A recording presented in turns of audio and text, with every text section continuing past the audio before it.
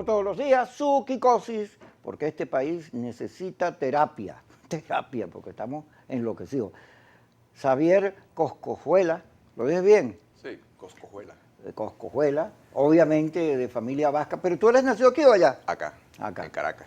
Porque ese Xavier no lo pelamos allá en el mundo vasco. Director de Tal Cual, un periódico que yo tengo mucho afecto, cariño, todo el mundo, porque nos recuerda a Teodoro Pecón. Así es. Teodoro Pecón. Que yo recuerdo, chicos, las últimas veces que yo llamé a Teodoro a hablar con él para ofrecerle respaldo en las situaciones que se le presentaron. Bueno, como tenía que presentarse por la demanda aquella de Diosdado Cabello y todo aquello. Y la última vez que hablé con él, la voz era chiquitica. Sí. Chiquitica. Y el día que lo vi en la funeraria, era otro. Se había deteriorado muchísimo. Él que era un hombre de tanto impacto. Sí. Menos que tú tienes muchos recuerdos de Teodoro. Claro, compartí 10 años con Teodoro. Lo conocí ya no como el político, sino como el ser humano y como el empresario, en definitiva, ¿no? El dueño, el jefe de Tal Cual, pero una jefatura muy democrática. Yo siempre, en un foro me preguntaron cómo definiría yo a Teodoro, con una palabra, y dije que era coherencia. Era coherente entre lo que decía y lo que hacía. Y en el periódico era democrático, discutía los editoriales con parte de la redacción, y bueno, si lo convencías y si tus argumentos eran suficientemente fuertes, podía cambiar incluso el editorial. Por supuesto, era su editorial y el que lo firmaba era él, pero era muy abierto a ese tipo de cosas, se reunía incluso con la redacción, hacía discusiones con la redacción, incluso hizo una vez una asamblea porque una parte de los periodistas no estaban muy de acuerdo con que él respaldara a Pablo Pérez en vez de a Enrique Capriles. Y bueno, discutió con todos y no lo hizo desde el punto de vista que aquí mando yo y se hace lo que da la gana, sino que discutiendo y convenciendo. Y bueno, al final no voy a decir que la mayoría simpatizó con Pablo Pérez, pero por lo menos fue una discusión de ese tipo, ¿no? Y después muy solidario con los trabajadores. El que promovió la formación del sindicato en Tal Cual fue el propio Teodoro. Y una cosa que era importante, que no la vi yo en otros medios donde yo trabajé, en otros medios cuando alguien es elegido delegado sindical, los jefes empiezan a verle defectos que no le veían antes. Con Teodoro no. Tú eras delegado sindical y te seguías haciendo tu trabajo. Si te criticaba o te cuestionaba algo, no era porque fueras delegado sindical, sino porque no lo habías hecho bien. Y incluso una vez me acuerdo que el gerente le dijo a Teodoro, mira, este delegado está reclamando mucho, está poniéndose muy duro. Y la respuesta de Teodoro, bueno, ya no es el delegado sindical, ese es su trabajo. Así es. Tú sabes que Teodoro, hablando de lo de Capriles y Pablo Pérez, yo llamo a Teodoro, porque nosotros éramos amigos. Y le digo, Teo, pero ¿cómo vas a apoyar a Pablo Pérez? Capriles tiene un discurso mucho más progresista. Y pongo el progresista entre comillas porque ahora, no sé si has visto en las redes una campaña que a todo aquel que dice progresista le dicen que es comunista. Y Capriles no tiene nada que ver con el comunismo. Y entonces, bueno, pero es que ese muchacho, ¿sabes cómo hablaba él, no? Un día regañó a Carla, aquí en Buenas Noches, le dijo, bueno, tú eres estúpida, chica. Se le paró a Sofía Hilbert, se le fue. Sí, tú sabes, pero él después, yo le llevo, mira, Capriles va a hablar contigo, ¿vale? Y yo le digo, bueno, Kiko, está bien, no es tan imbécil. Muchacho tiene algo. Pero en el trato en la redacción era muy respetuoso con todo.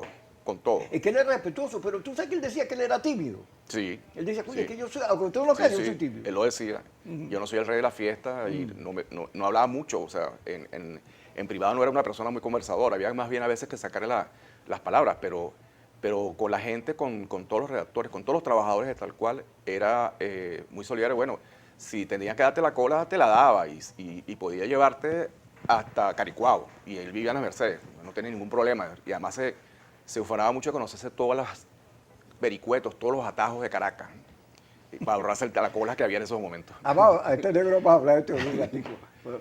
Sirve. Un día él interviene en medio de la campaña cuando él era candidato, detrás de un señor que lo presenta, no recuerdo quién era el nombre. Aquí está Teodoro Pecón, que estuvo en el Encanto, él nunca estuvo en el Encanto, que estuvo en la guerrilla, que se enfrentó con armas y mató gente defendiendo la patria, pero además que creía en el comunismo, que se escapó de la cárcel tomando sangre y no me defiendan más, compadre. él contaba una anécdota muy divertida. En su primera campaña electoral como candidato presidencial, hacía un recorrido por el estado Sucre y arrancaba en Cumaná, iba recorriendo pueblos y le faltaba, no me recuerdo el nombre del pueblo, pero le faltó estaba pasando por un pueblo antes de Carúpano y ya, por supuesto no habían cumplido con el horario, se había retrasado, etcétera, etcétera, y lo dijeron, mira, no te pares en ese pueblo, sigue hasta Carúpano, que Carúpano era una ciudad más importante. Y Teodoro siguió. Pero cuando regresaba, la carretera estaba trancada por los habitantes del pueblo donde no había hablado porque querían que Teodoro hablara. Y lo hicieron bajarse del carro. Teodoro se bajó del carro, recorrió el pueblo, saludó a la gente, hizo su campaña y se fue. Y dijo al asistente, anótame el nombre de este pueblo para ver cuántos votos voy a sacar. Bueno, llegó el día de las elecciones, se hicieron los escrutinios y sacó 0 votos en el pueblo. Y entonces, la siguiente campaña le dijo a la gente del MAS en Sucre, quiero visitar ese pueblo. Bueno, se montó en la tarima y les dijo unas cuantas cosas a los habitantes del pueblo. Y la gente quería decir, Teodoro, ¿qué te dijo la gente? Bueno, la gente lo que hacía era reírse. Tú sabes cómo son los orientales. Gozaron un puñero conmigo, pero yo les reclamé que no habían votado ni un solo ellos por mí, a pesar que me hicieron pagar el carro. Mira, yo tengo cuentos de Teodoro muy simpáticos, porque él era todo un personaje. Una vez, esto lo puedo contar porque ya no importa. Se casa la hija de Miguel Enrique Otero, todavía estaban en Macondo, y está la fiesta. Y entonces él había tenido un incidente retrocediendo, tuvo un percance terrible, mató a una persona y eso le dolió mucho, le dolió bastante y se dejó crecer la chiva, entonces era chibúo. Y ese día fue la única vez que yo lo vi, algo pasado de las bebidas que dan en las fiestas. Y entonces en medio de la fiesta me dice, Keiko, vamos a acabar con esta fiesta. Porque Isen Martínez había peleado el hermano de Chonmin, ¿cómo es que se llama? Ay, este periodista, ya me sale el nombre. Y habían peleado, entonces la fiesta estaba como tensa. Entonces, vamos a acabar con esto, pero como si fuera un muchachito. Vaya personaje. Sí, pero él no era nada amigo de los tragos. No veía. Para nada. Yuri es el hermano de Boris Muñoz. Boris Muñoz y Isen Martínez se han peleado en la fiesta. Ok. Sí, no, Teodoro era un personaje, como te digo, o sea, en el periódico la gente lo quería mucho. Los que pasaron por allá, bueno, habrá alguno, pero de verdad que no conozco ninguno, pero todos los que se expresan de Teodoro lo hacen con muy buenos recuerdos, con palabras muy afectuosas, porque de verdad fue muy afectuoso con todo el mundo. Y aunque todo el mundo sabía que él era el alma del periódico, que era el líder, él siempre compartía los reconocimientos con todos los que trabajábamos allá, ¿no? Incluso el último premio del país de España, que no pudo ir a recoger porque bueno, tenía la prohibición de salir del país, cuando alguien le decía, no, ese no es el premio de Teodoro, es el premio de tal cual.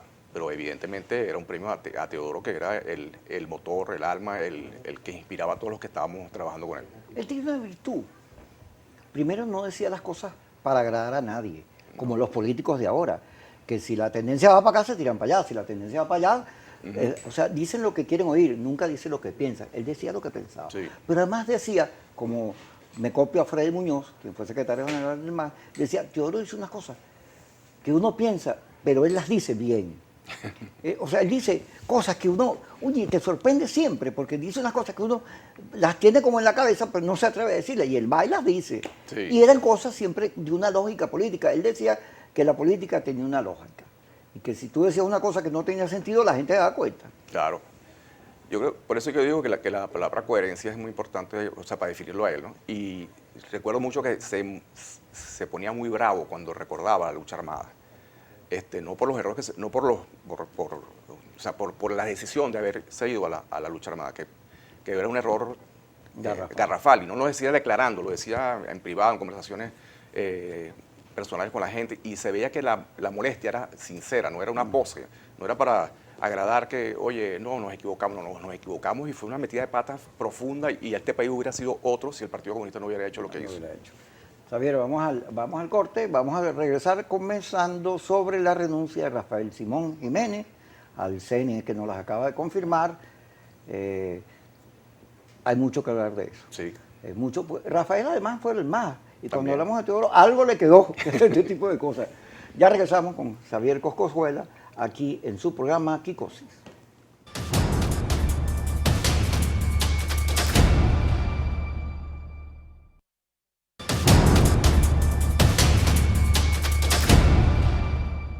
Xavier Coscojuela, ¿lo ves bien? Sí. Director de Tal Cual. Vamos a la noticia de hoy. Renuncia Rafael Simón Jiménez. Él había advertido que si él no veía las cosas bien, pues él no se iba a echar para atrás en sus compromisos. Pero, por boca de lo que él mismo nos contó, tiene que ver con que él es un político, él no es un técnico.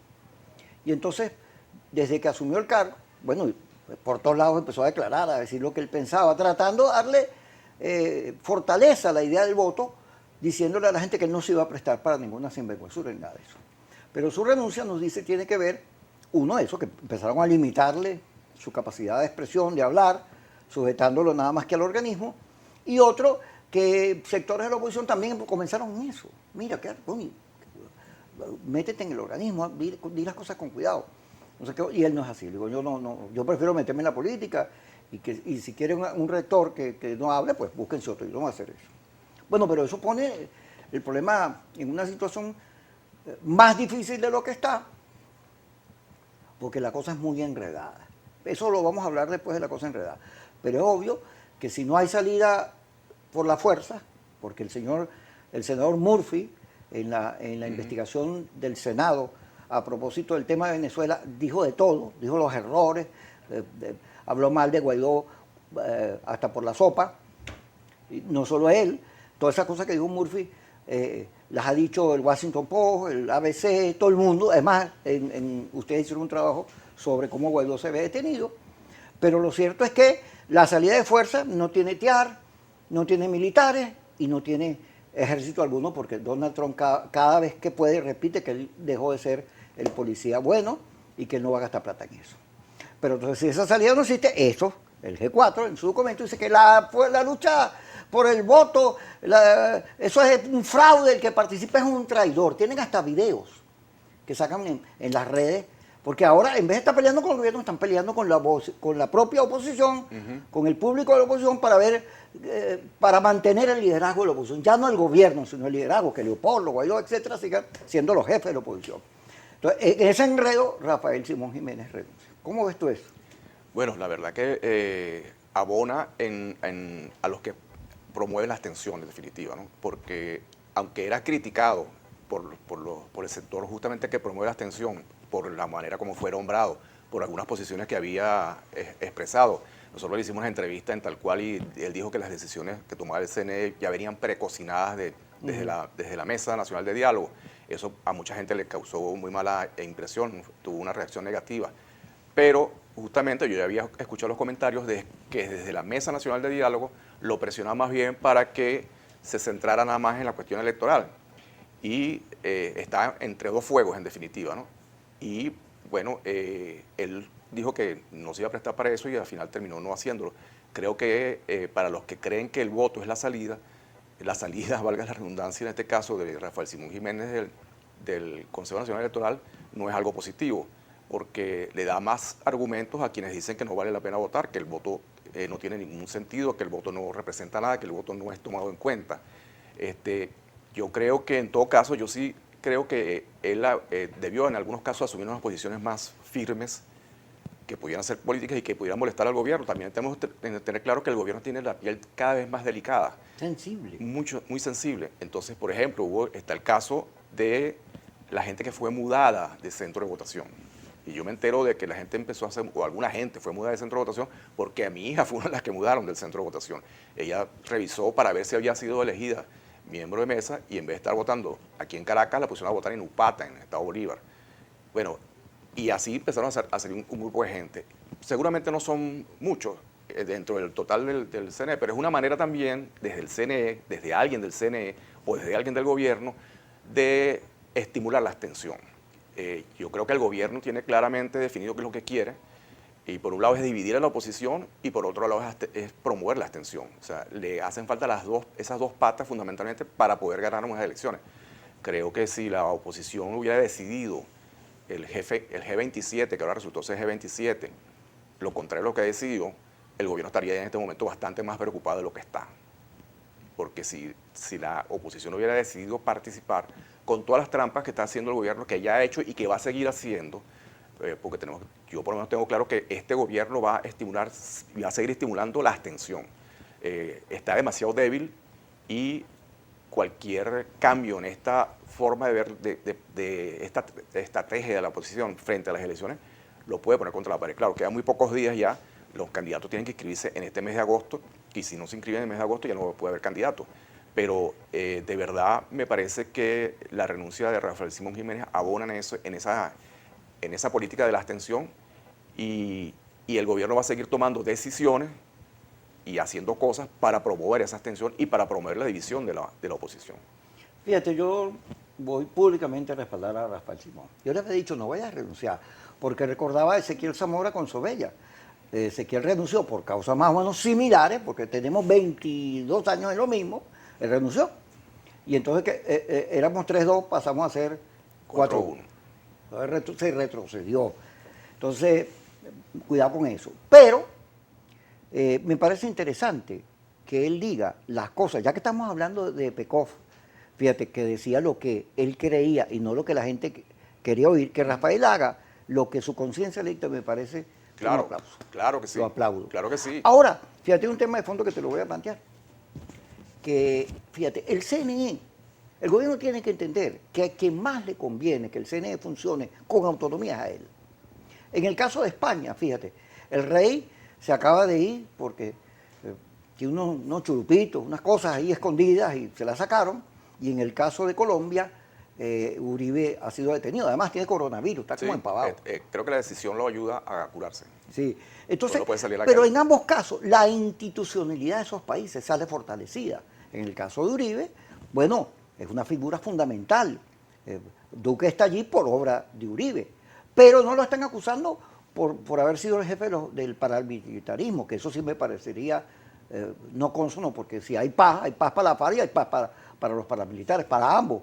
Ese es el sentido del reencuentro. Pero lo están acusando es porque alteró unos testigos, eso es otra cosa. Eso es otra cosa. Pero en el caso de Venezuela, si el CNE no es institucional, no es la joyita de la corona en cuanto a su comportamiento pulcro, no da un ejemplo de reinstitucionalización, esa palabra siempre me pega, si no lo hace, claro, pues el país tiene muy pocas salidas en cuanto a que por la vía de la democracia y el debate tengamos soluciones, porque si se sigue alterando o produciendo que el organismo electoral es el que más genera desconfianza en la hora de votar, pues eso es un craso error, pero además afecta al gobierno y afecta a la vida democrática del país, las posibilidades de reencuentro. De manera que si esta renuncia de Rafael Simón Jiménez sirve como advertencia para discutir estos asuntos, porque es verdad, yo empecé a leer un poco de gente que la cambiaron, votaba en la esquina y la tiraron por otro estado. ¿Por qué? ¿Qué abuso es eso? ¿A cuenta que eso me lo vas a responder? Yo estoy haciendo la larga para el corte. O sea que tú sabes que Dios cuando estaba en el cielo me miró en el frasquito ese de tu ensayo, me vio y dijo, y Ticho sí es feíto. Me dijo, pero que hable. Ya regresamos.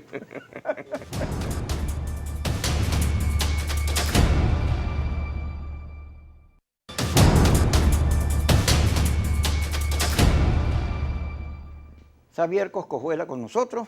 Yo no te pregunto más nada. Métase usted en el tema que vamos a plantear. Bueno, yo creo que la hipótesis que tú enunciaste en el segmento anterior parte de la premisa de que el gobierno está interesado en recomponer las cosas y reinstitucionalizar el país. Yo no estoy tan seguro de eso. O sea, yo creo que, para nada más referirnos al año 2020, el año 2020 arranca con un asalto a la Asamblea Nacional. Un asalto en el que participó la Fuerza Armada, en primer lugar, y el gobierno, evidentemente.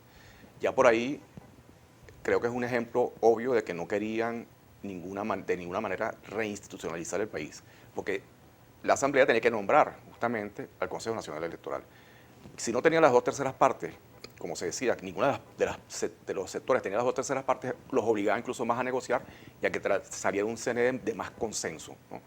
Pero no se hizo de esa manera, lo nombró el TCJ, es verdad que el anterior también lo nombró el TCJ, pero se supone que tenemos que ir a reinstitucionalizar el país. Entonces, ese era un paso que debía haber dado la Asamblea. Después de eso, asaltan los partidos políticos. No se puede calificar, yo no lo califico de otra manera, lo que ocurrió con Voluntad Popular, lo que ocurrió con Primero Justicia, e incluso lo que ocurrió con Acción Democrática, aunque es un caso distinto. Yo lo veo distinto a los otros dos. Es distinto. Entonces, pero el caso de Voluntad Popular y el caso de Primera Justicia es para mí un asalto. Entonces, ese otro elemento que tiene que ver con lo que dije anteriormente, el gobierno quiere estimular la abstención. Entonces, va para allá. Lo lógico sería que yo también pensé, yo soy o sea, generalmente soy optimista, pero estoy perdiendo el optimismo, que el gobierno estaría interesado en buscar recomponer el país, llegar a acuerdos y lograr una asamblea donde, ok, ninguna de las dos partes tuviera la mayoría calificada como la logró la oposición en el 2015, pero donde se pudiera hacer política, entenderse y tratar de sacar al país de donde está. Pero el gobierno pareciera, debe haber gente en el gobierno que sí quiere, pero como que la mayoría del gobierno no lo quiere, porque los hechos hablan en contra. Para mí, ese 5 de enero y lo que ha venido sucediendo después, sin irnos más atrás, porque si le sumamos todo lo demás, es peor, abona en que no creen en eso, se creen con el suficiente poder para hacer lo que ellos consideran que tienen que hacer, lo que realmente les da la gana.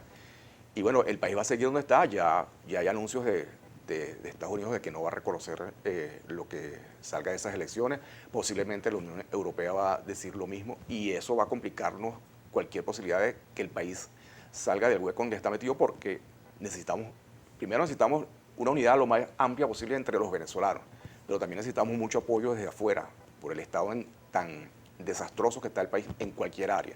Entonces, reinstitucionalizar el país era muy importante, o es muy importante, pero el gobierno, en mi opinión, todos los pasos que está dando no los da en esa dirección. O por lo menos no da pasos suficientes o con la firmeza suficiente para ir en esa dirección. Pero fíjate que tú cuando haces el primer análisis, señalas que el gobierno tiene una estrategia, que es ganar la elección, pero quitándose de encima a quienes votan contra él, ya sea asustándolos o ya sea en las jugadas políticas. Porque fíjate, el gobierno cada vez que viene para acá y uno conversa con ellos te dicen, bueno, pero estos tipos no quieren tumbar. Pero además lo dicen abiertamente. Y después se molesta porque los metamos presos cuando llaman a tumbar el gobierno. En cualquier país del mundo tú sales en un medio a decir, voy a tumbar el gobierno y te meten preso. En todos. Entonces, el gobierno dice que él es una víctima de una gente que con los americanos, con el imperialismo.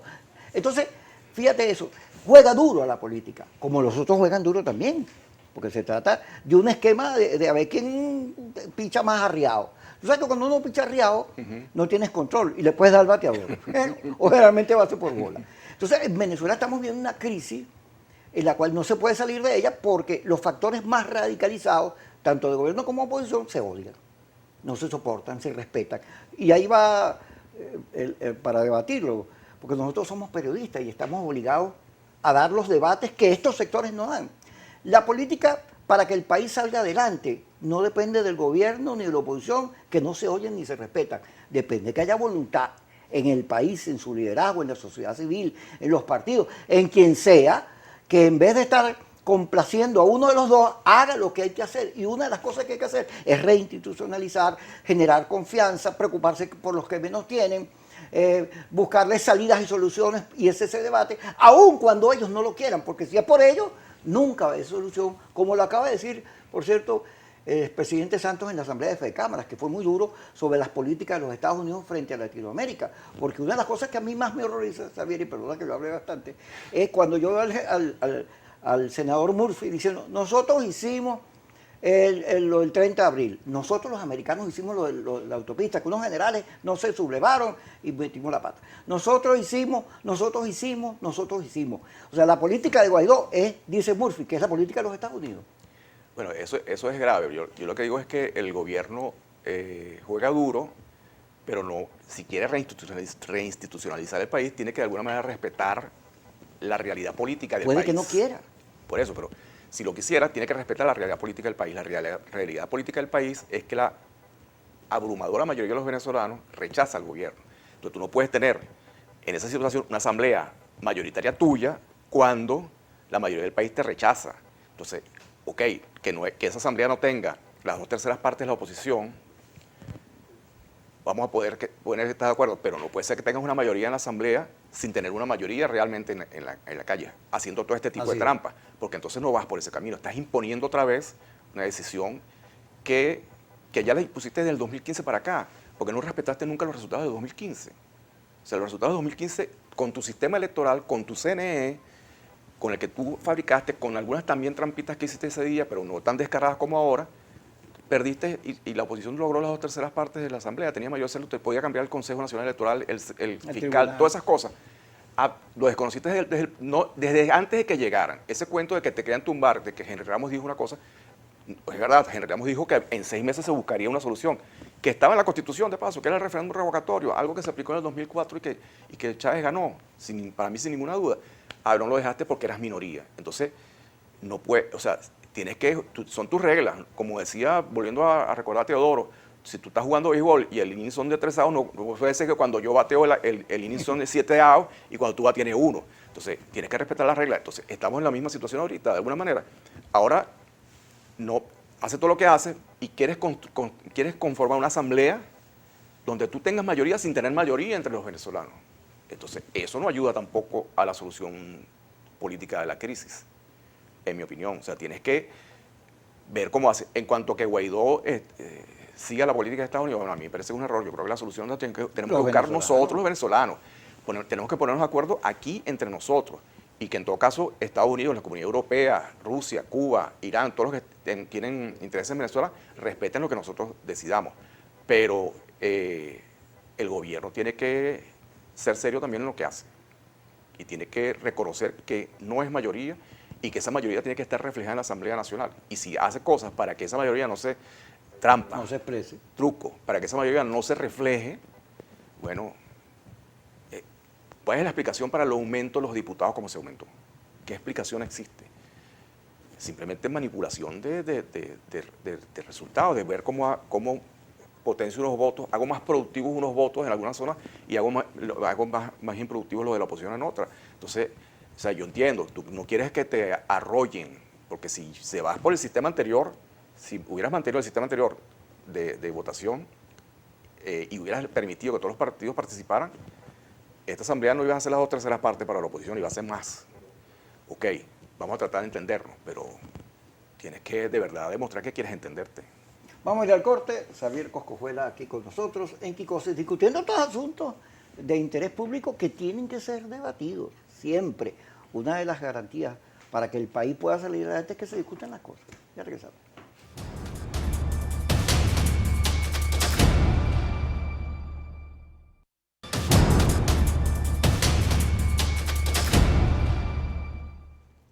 Xavier Coscojuela con nosotros, director de Tal Cual. Fíjate, vamos a meternos en debate, porque como somos periodistas podemos poner todas las cosas en el tablero. Uno de los problemas que tiene esta nueva realidad... Guaidó, todas las alternativas sobre la mesa y no, por debajo de la mesa. las de abajo no me interesan, Okay. yo las de arriba, yo por debajo nada. Okay. Porque por debajo habla de subversión, cosas ocultas, trampas, corrupción, cosas, mejor las cosas transparentes. Fíjate, el tema político sobre Venezuela. Cuando uno cree en la vía electoral, en el caso mío, yo soy un demócrata, creo en la vía electoral. Además, Teodoro, te cuento, la última conversación fuerte que yo tuve con él, siendo el ministro, que fue una conversación muy larga, él me decía, es que nos equivocamos, nosotros somos socialdemócratas. Y yo, ¡ah! Teodoro, 40 años después. Sí, nosotros venimos, yo no estuve en el Partido Comunista, pero ellos venían de una discusión frente a unas ideas bastante cuadradas, frente a unos esquemas de discusión muy autoritarios, y se fueron moviendo hacia la vía democrática, el socialismo como expresión de la democracia. Esas eran las tesis del MAS. Y entonces fueron deshaciendo de toda esa cosa comunista, conservando la identidad con los pobres, el discurso social, pero muy demócrata. ¿Y eso por qué te lo digo? Porque si tú crees en eso, que el gobierno no lo crea, es un problema del gobierno. Que los radicales no lo crean, es un problema de los radicales. Yo creo en lo que yo creo y avanzo hacia ello. Esa cosa que hace la oposición, que hace Ledesma y los videos y todo esto que están haciendo, de que todo el que vaya a votar es un traidor, incluidas las amenazas a gobernadores, alcaldes. Es una posición chavista. Claro, diciendo que te van a quitar la visa, toda esa campaña, eso me demuestra que ese sector de la oposición es muy parecido al autoritarismo que cuestiona. Porque en vez de respetar, ¿por qué me vas a irrespetar a mí que quiero votar? Porque yo quiero votar no por el gobierno, sino porque yo creo en el voto.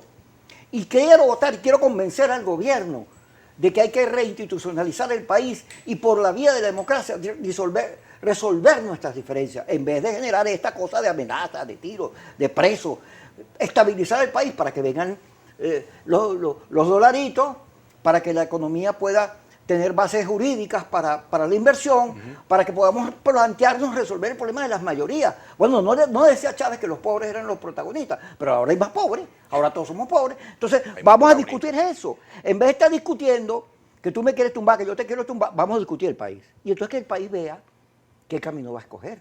Si es el del gobierno, que quiere preservarse en el poder sin dar, sin mover, sin abrirse, o es de esta oposición que responde a designios de otros países y no al nuestro, y que además también tiene un discurso de salida de fuerza. Bueno, yo creo que cuando la gente se radicaliza, asume ese tipo de posiciones y es muy complicado que vuelva a centrarse, para decirlo de alguna manera. Yo personalmente creo que la vía es votar.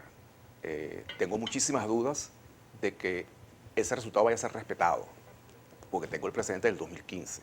No me voy a referir a la constituyente porque eso me pareció obvio, que no, ahí se hizo cualquier cosa, pero en el 2015 también. Entonces, creo que la solución, la más sensata, la que más le conviene a los venezolanos, la que más conviene a todos es que votemos y se respete el resultado. Pero dudo que este gobierno esté dispuesto a respetar el resultado si no le es favorable. O sea, tengo además esa duda. Ahora, me parece también inaceptable que porque yo crea que hay que votar y tú creas que no hay que votar, nos vayamos a insultar como estamos insultando y se está agrediendo a la gente como se está agrediendo. A mí me recuerda, por cierto, este debate entre estas dos oposiciones y la manera como las cosas que se acusan, porque tú eres cohabitador porque el gobierno te compró y entonces la respuesta es que tú estás en contra del voto porque los gringos te mantienen. Me recuerda mucho una campaña que hizo el MAS, volviendo al MAS, que decía que si lo que dicen los adecos los copellanos es verdad, y si los copellanos dicen los adecos es cierto, ninguno de los dos tiene autoridad moral para gobernar Venezuela. Si la oposición sigue en ese plan, bueno, se va a desacreditar ante muchos venezolanos, porque oye, no puede ser que todos hagan las cosas por un interés que esté, ese interés monetario, para decirlo de alguna manera, ¿no? O sea, yo creo que hay posiciones políticas. Hay gente que considera que la vía adecuada es votar, organizarse, participar, sacar la mayor cantidad de diputados y bueno, después ver qué pasa con el gobierno. También hay gente que dice, bueno, votas, ganas, y después qué vas a hacer si el gobierno no te reconoce. Bueno, sí, es verdad, es una cuestión que está ahí, que se haría en ese caso, pero también está la respuesta a la abstención. No voy a votar, ¿y qué voy a hacer después? No después, ¿qué voy a hacer de aquí al 6 de diciembre y qué voy a hacer después del 5 de enero del año que viene? O sea, para los dos casos es la misma cuestión, pero lo importante en todo caso es que hay que recobrar, hay que retomar, hay que buscar que no pensamos igual, pero nos tenemos que respetar, discutimos, debatimos y ver quién convence a más gente y bueno, quién recibe mayor apoyo. La oposición que quiere participar en estas elecciones tiene la vara muy alta en cuanto a la participación, porque en las elecciones del 2015 la participación fue del 75%, que normalmente no es así en unas elecciones parlamentarias, siempre hay como más abstención. Y además Venezuela venía de unos niveles de abstención del 40% que era como el piso de la abstención, y ahí se rompió. Entonces, llegar a ese 75% de participación es muy complicado, ya por la diferencia y por la división que hay en la oposición, pero eso tiene que agregarle el COVID-19. La cuarentena. Nada más y nada menos. Entonces, que va a hacer que mucha gente diga, no, yo no voy a calar esta cola o no voy a ir a un centro de votación a exponerme a contagiarme. Pero sí, yo estoy plenamente de acuerdo contigo, Kiko, que, bueno, yo puedo estar a favor del voto o en contra del voto y tú a favor, y eso no tiene por qué significar que yo te tengo que insultar a ti, ni tú me vas a insultar a mí y difamarme, etcétera, etcétera, que se hace. Y se está haciendo con demasiada facilidad. Yo creo que la gente ahora que en este mundo que vivimos que hay muchísimos emisores, ¿no? Antes eran unos 4 o 5 medios que no, ahora es un millón. Entonces, y esos medios definían quién hablaba y quién no hablaba. Ahora prácticamente todo el mundo puede empezar a emitir opinión y ahí hay demasiada irresponsabilidad. Se dice cualquier cosa, se inventan barbaridades. Ayer me llegó un sonido, por ejemplo, de una señora que aseguraba haber ido al automercado iraní que montaron allá en Teresa la Vila y que las mujeres no podían entrar si no cargaban velo.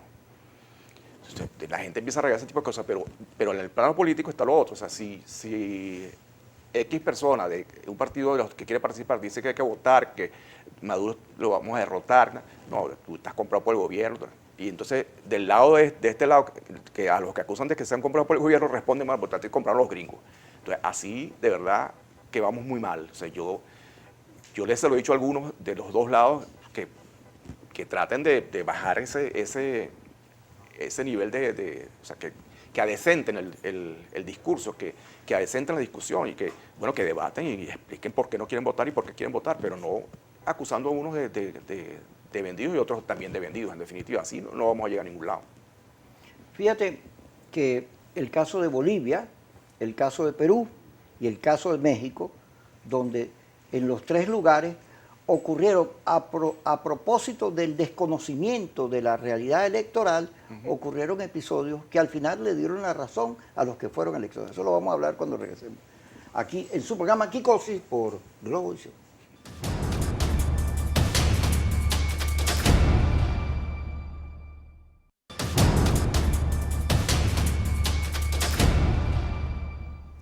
Fíjate, López Obrador vive metido en el Zócalo, que es la Plaza Mexicana.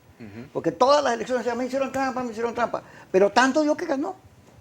En el caso de Toledo, Fujimori le hizo trampa y se aguantó y se puso duro y bueno, y llegó a ser presidente. En el caso de Bolivia, Evo Morales quería eternizarse, hicieron unas elecciones, el resultado no fue transparente y mira todo lo que ocurrió. De manera que esas cosas ocurren porque votas. Pero fíjate, en un estudio de la Universidad de Harvard que me mandó Jesús Chuo González, que por cierto le secuestraron al hermano y no aparece, cosa muy fea y dura, en solidaridad con él. Fíjate, también amigo tuyo, el Chuito es una maravilla. Mira, entonces en un estudio de Harvard que él me mandó, 97% de los casos de boicot electoral han resultado derrota. Es decir, la política de la abstención, 97% de las veces fracasa. En cambio, John Magdaleno, en sus estudios, confirma que las políticas de diálogo, elecciones y salidas pacíficas, 93% de las veces resultan exitosas. Entonces, en el 2005 nosotros metimos la pata con la abstención. Y luego esa salida de fuerza, desde 1958 hasta nuestros días, ni Chávez ni Carmona, ni la insurrección del Partido Comunista ha podido cambiar las cosas por la vía de las armas. Pero ¿cómo es que civiles van a derrotar un ejército profesional? ¿Y cómo es que tú vas a hacer que la Fuerza Armada dé un golpe insultando a la Fuerza Armada, amenazándola con una invasión de otro ejército? Entonces, ahí hay un error estratégico que no se quiere reconocer ni debatir y que hay que debatir. A mí, fíjate, cada vez que me dicen traidor, vendido, ok, pero vamos a discutir.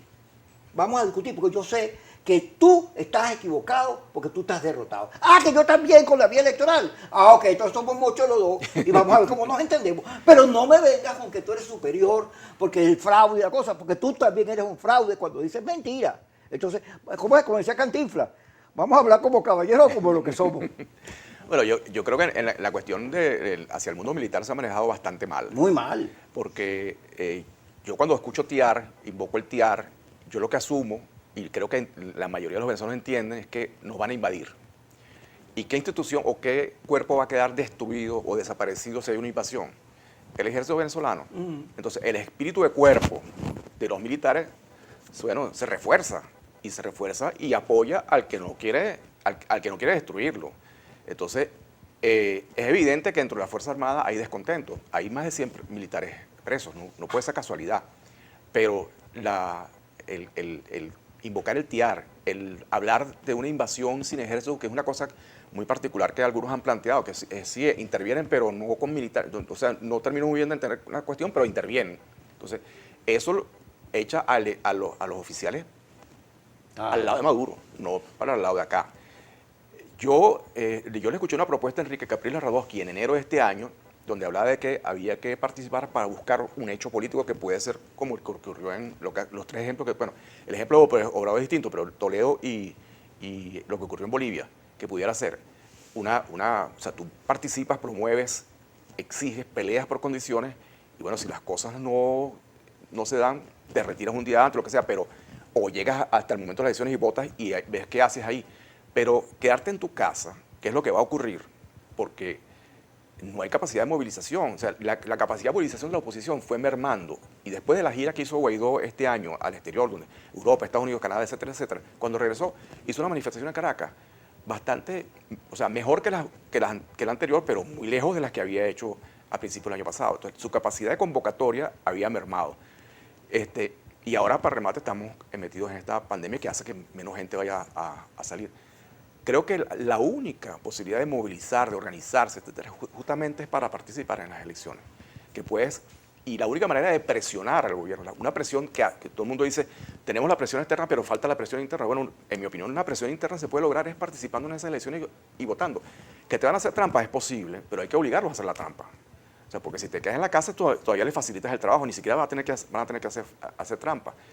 Que todas las condiciones son adversas, sí, todas, que son inaceptables en algunos casos, bueno, deberían decir que son inaceptables, pero son las que son. Y si no puedes votar por partido tuyo porque lo ilegalizaron, bueno, busca tu tarjeta. Lo importante no es demostrarle a Maduro y lograr un parlamento con mayoría opositora. Bueno, entonces no deberías tener problemas en votar por otra tarjeta de otro partido. Sí, además se logra una unidad, que vayan unos candidatos lo más amplio posible. Creo que eso ya es como casi que imposible, pero creo que todavía habría que intentarlo. O sea, lo que creo que es eso, lo comparto contigo. O sea, en Bolivia, Evo Morales no está hoy en la presidencia de la República de ese país porque la gente fue a votar. Y el resultado fue chiquitico. Y es un partido, el partido de Evo, el MAS de Bolivia, es un partido con fuerza que puede ganar las elecciones ahora, nuevo, pero las puede ganar. Y en Perú también Toledo utilizó la vía electoral para presionar y logró la salida de Fujimori. Que eso vaya a ser seguro que va a ocurrir, no. La política es distinta, cada país es diferente y puede ser que no ocurra. Pero yo estoy seguro que si nos quedamos en la casa, no fregamos. Maduro va a ganar la asamblea, va a seguir ahí y sí, no va a ser reconocido, etcétera, etcétera, pero va a seguir mandando y lamentablemente ahí tenemos que vernos en Cuba. Los cubanos tienen 60 y pico años, con los Castro primero, los dos, y ahora el que dejaron, y siguen ahí y contra Estados Unidos, etcétera, etcétera, pero siguen mandando ellos. Entonces hay que buscar, y lo que dijo también Enrique Capriles estos días, hay que romper esta tranca, hay que destrancar el juego, hay que destrancar el juego. Y yo creo que un nuevo parlamento que respete la decisión de los venezolanos, que respete cómo la gente vote, puede ayudar a eso, puede ayudar a buscarle salidas a la situación, puede incluso ayudarle al gobierno a que tenga una salida, si es que dentro del gobierno hay gente que creen que, bueno, lo que les conviene es de alguna manera retirarse y venir después, como hicieron los sandinistas de alguna manera allá en Nicaragua cuando perdieron contra la señora Chamorro, que nadie pensaba que iban a perder y ella no pensaba que iba a ganar y bueno, ganó. Entonces, esas cosas pueden ocurrir, pero si no buscas que ocurran, si no te mueves para que eso pase, es imposible que suceda, ¿no? Y yo creo que si se lograra una asamblea que respete, bueno, hay que ver cómo la gente vota, porque también, asumiendo que la gente vaya a votar, si la gente va a votar, la mayoría de los diputados tienen que ser de oposición, no porque yo lo diga, sino porque es evidente en la calle, no hace falta hacer muchas encuestas, que la abrumadora mayoría de los venezolanos está contra el gobierno de Maduro. Entonces, esa asamblea debería ser mayoritariamente opositora y el gobierno debería respetarla y debería entenderse con esa oposición y deberían buscar acuerdos para salir de la situación en que estamos, donde, bueno, no hay que describirlo, todos lo vivimos, el caos que viven cualquier venezolano, los caraqueños menos, pero también cada vez nos estamos pareciendo más al interior de la República, ¿no?